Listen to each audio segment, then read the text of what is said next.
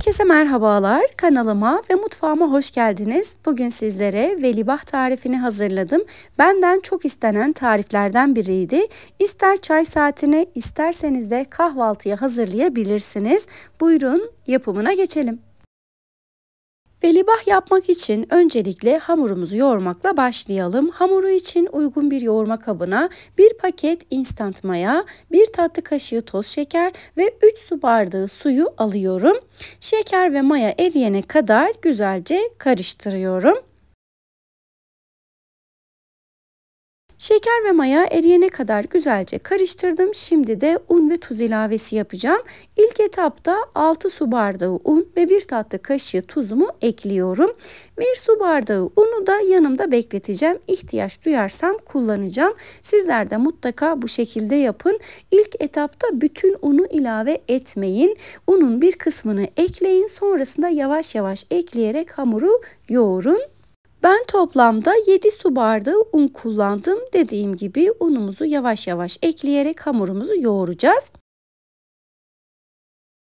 7 su bardağın hepsini ekledikten sonra ortalama 5-6 dakika boyunca seri bir şekilde hamurumu yoğurdum ve artık istediğim kıvama geldi. Şimdi sizlere olması gereken kıvamını da göstereceğim. Un miktarı her zaman farklılık gösterebilir. Sizler lütfen hamurun kıvamına dikkat edin. Yumuşak ve ele yapışan bir hamur yoğurmamız gerekiyor. Hamurumuzun kıvamı da bu şekilde olmalı.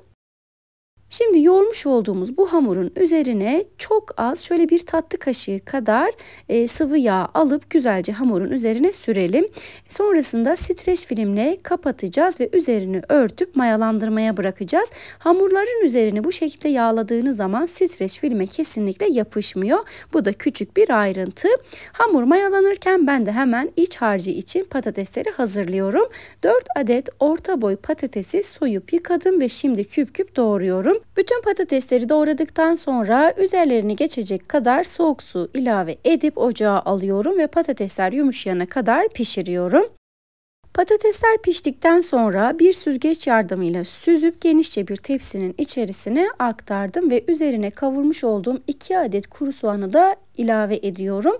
2 adet soğanı küçük küçük doğradıktan sonra yağda güzelce kavurdum ve patateslerin içerisine ekledim. Soğan eklemek şart değil ama ben genelde velibah yaparken mutlaka soğanı ekliyorum. Çok lezzetli oluyor. Sonrasında tuz, pul biber ve karabiberi ekleyip bir patates ezeceği ile güzelce eziyorum. Dilerseniz bir çatal yardımıyla da ezebilirsiniz. Bu tarifte dikkat etmemiz gereken bir püf noktası var. Patatesi ezerken iyice ezdiğinizden emin olun. Eğer içerisinde büyük parçalar kalırsa hamuru yırtabilir. Buna dikkat edelim. Patatesi güzelce ezdikten sonra kaşıkla da şöyle bir karıştırıyorum ve artık hazır. Şimdi artık soğumasını bekleyeceğim. Soğuduktan sonra işlemlere kaldığım yerden devam edeceğim.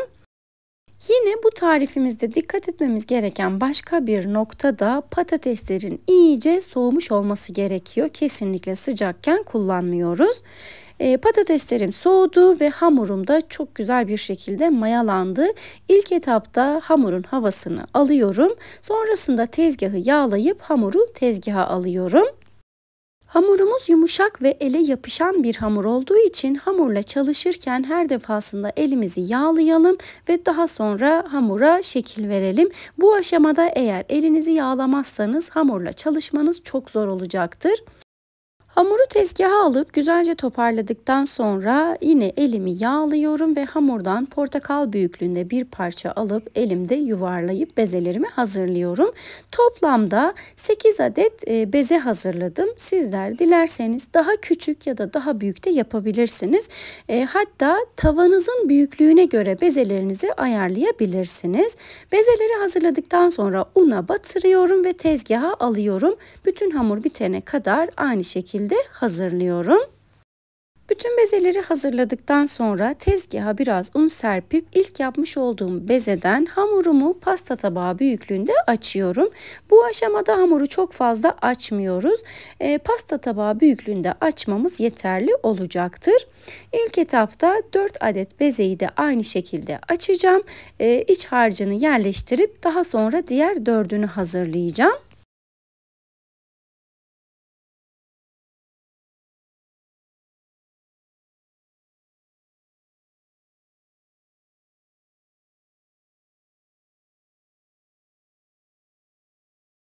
4 adet bezeyi açtıktan sonra şimdi iç harcımı yerleştireceğim. Soğumuş olan patatesten biraz alıp elimde yuvarlıyorum. Şöyle portakal büyüklüğünde diyebiliriz yine.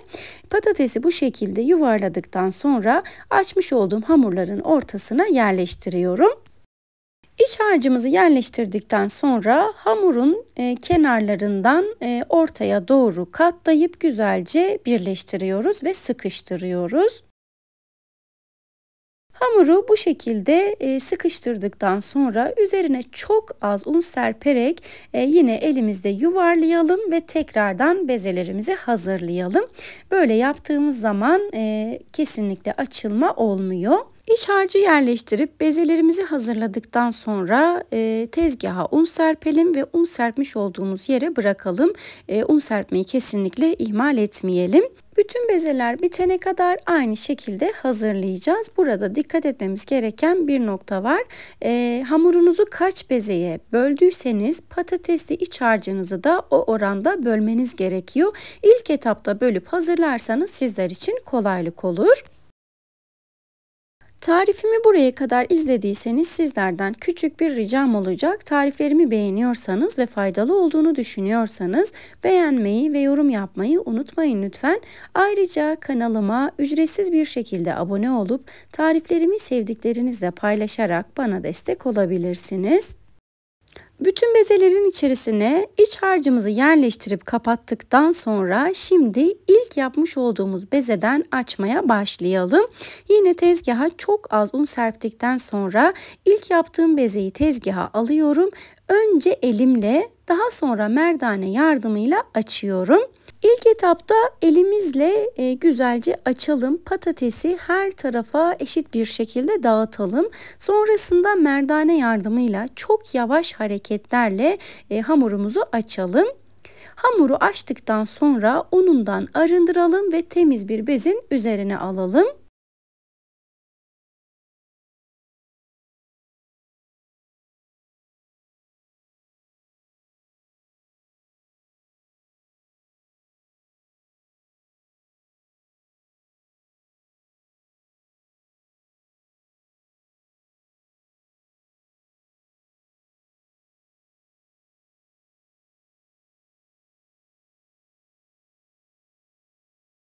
Bütün bezelerimi açıp bezin üzerine serdikten sonra şimdi ilk açmış olduğum hamurdan pişirmeye başlayacağım. Pişirirken tavalarımızın iyice ısınmış olmasına dikkat edelim lütfen. Kesinlikle soğuk tavada pişirmiyoruz.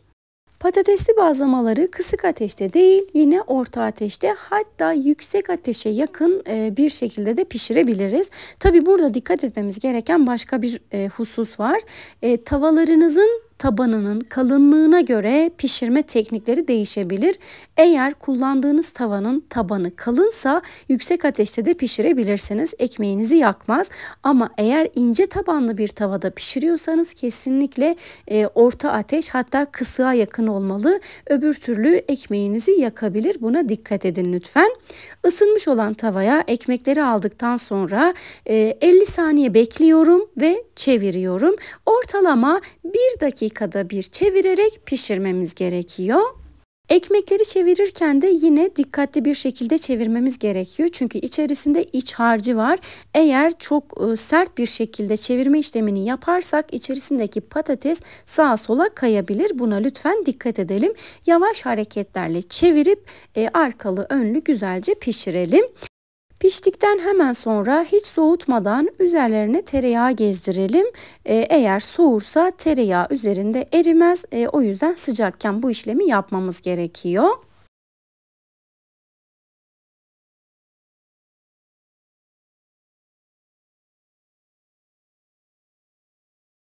Normalde velibah hazırlanırken kimileri kabarmasını istemez. Hamuru açtıktan sonra pişirmeye başlamadan önce üzerine çatalla bastırır ki hamur pişerken kabarmasın. Ben o şekilde yapmadım ama siz dilerseniz çatalla üzerine bastırıp o şekilde de pişirebilirsiniz. Tamamen sizin tercihinize bağlı. Ben genelde bu şekilde yaparım. Velibahların bu şekilde balon gibi kabarmasını istiyorsanız dikkat etmeniz gereken birkaç nokta var. Bunlardan birincisini en başta söylemiştim. İç harcımızı yani patatesi ezerken çok güzel bir şekilde ezmemiz gerekiyor. İçerisinde büyük parçalar kalırsa hamuru açarken hamuru yırtar ve pişirirken de maalesef böyle kabarmaz. İkincisi de pişirirken her 1 dakikada bir çevirerek pişirmemiz gerekiyor. Yani bir tarafını pişirip sonra diğer tarafına geçmemek lazım. Her iki tarafını da eşit bir şekilde çevirdiğimiz zaman balon gibi kabarıyor. Bütün velibahları pişirdim, tereyağıyla yağladım. Şimdi artık dilimleyip sizlere iç kısmını da göstermek istiyorum. Normalde bu tarz içli tariflerde iç harcını her tarafa yaymak biraz zor olur. Ama söylediklerimin dışına çıkmadan yaparsanız kesinlikle muhteşem sonuçlar alırsınız. Şimdi sizlere içini de göstermek istiyorum. Görmüş olduğunuz gibi patatesli iç harcımız ekmeğin her tarafına eşit bir şekilde dağılmış durumda. Bugün de bir tarifimin daha sonuna geldim. Bugün sizlere benden çok istenen velibah tarifini hazırladım. Bu tarifi ister çay saatlerinize, isterseniz de kahvaltılarınıza hazırlayabilirsiniz. Gerçekten muhteşem oluyor. Bu tarifi bu şekilde hazırladıktan sonra derin dondurucuya atıp orada da muhafaza edebilirsiniz. Dilediğiniz zaman çıkartıp afiyetle tüketebilirsiniz. Deneyecek olanlara şimdiden afiyet şifa olsun. Beni buraya kadar sabırla dinlediğiniz için teşekkür ediyorum. Bir sonraki tarifimde görüşmek üzere.